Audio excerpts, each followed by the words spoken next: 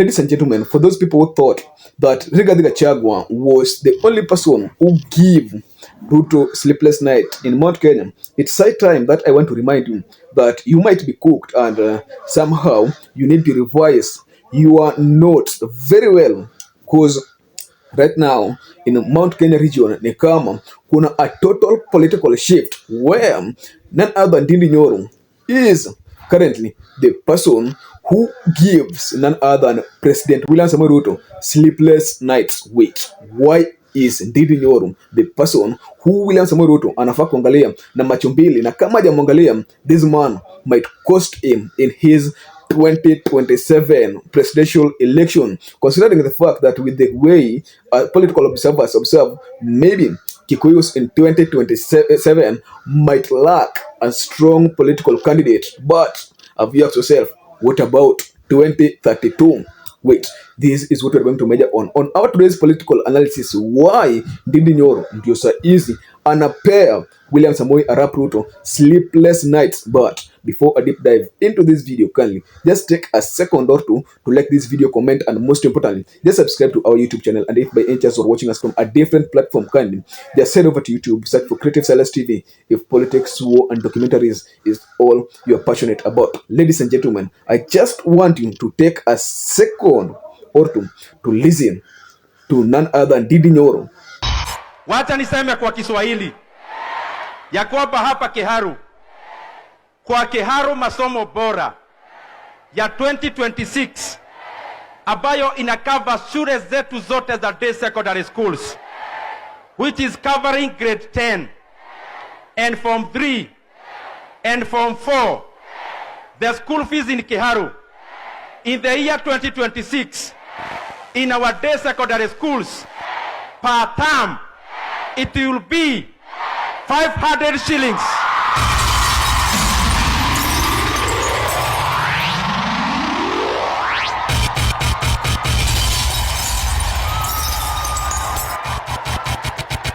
Why has Ndindi Nyoro political moves has changed dramatically?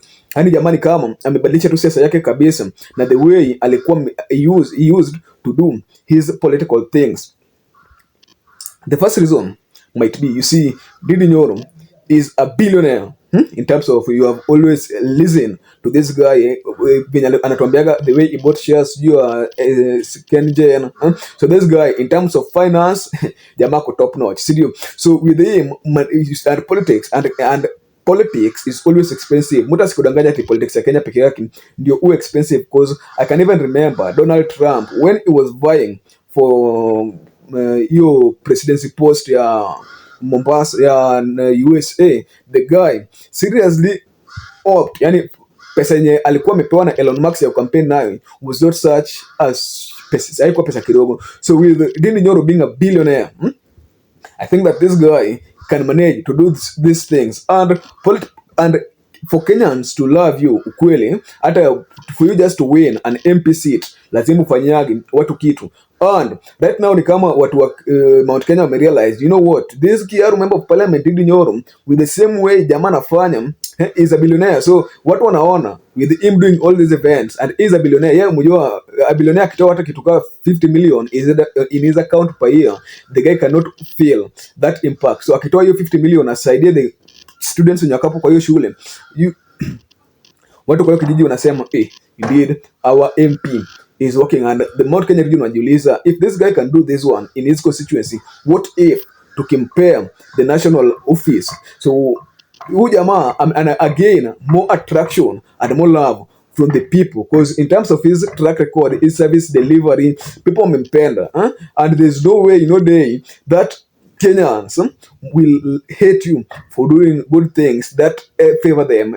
You know, kweli, in fact, during my campus leadership in my third year in University of Nairobi, comrades used to love me because of one thing, the way I could, yani nikitokaga hapo ni watole form, I used to have money ya kucampaign. So ukiwatoleaga form hapo unaenda hapo unanunulia vitu, bro, let me tell you one thing, these people will love you. And the same thing that is happening in campus is the same thing naona hapa kwa ground. So with Ndindi Nyoro, watu sasa wamempenda na people wanajiuliza, what if kama jamaa ipewa hii kidogo, how The second reason is, you see, Rigathi Gachagua is totally accepted and loved in Mount Kenya. Hiyo ni ukweli. And that is hiyo ni ukweli yenye hatufai kudanganyana. Kindiki right now is rate of the way people have accepted in there in 1 to 10. I can only speak of 3%, leaving 70% for Rigathi Gachagua.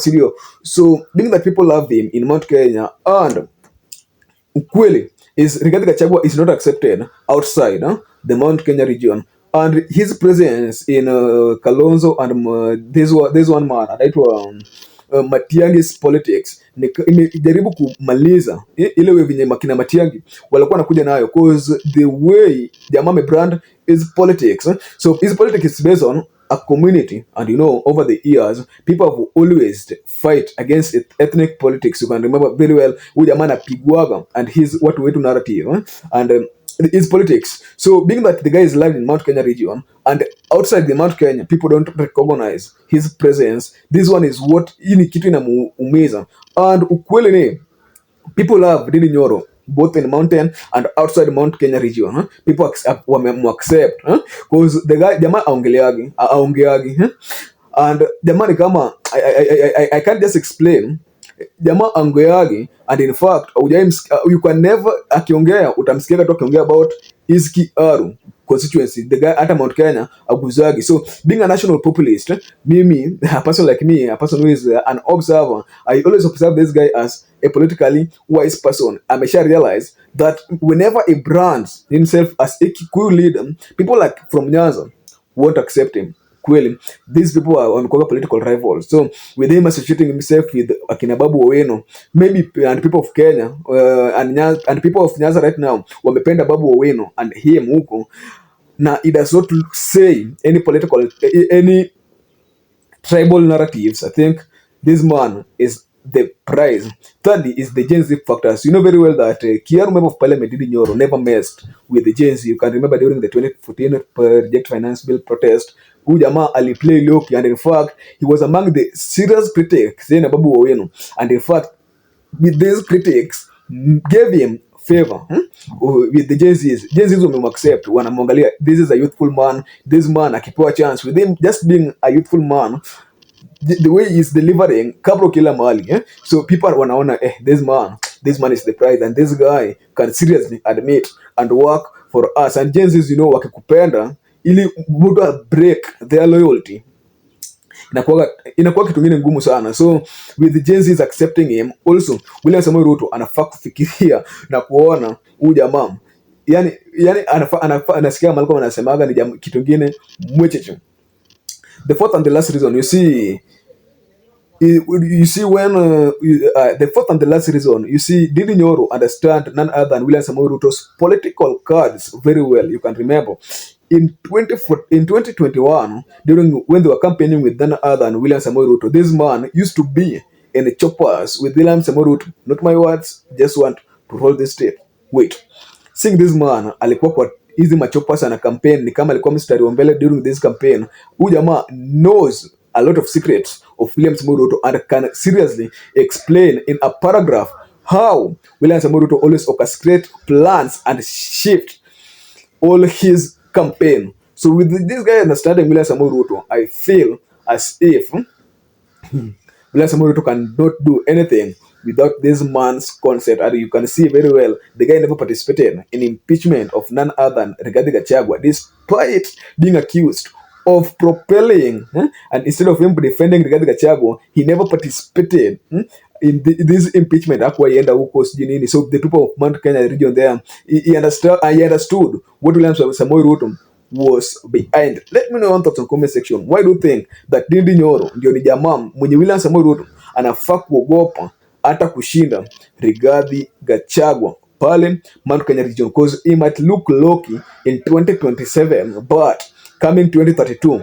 huyu jamaa wakiungana na kina Babu Owino na Edwin Shifoni might cost this country and the political wave inayoleta kwa hii country can just be compared to that of YK in 1992 ya akina Cyrus Jirongo na William Samoei Arap Ruto, the 24-year-old. At last, I was your host Silas. Till next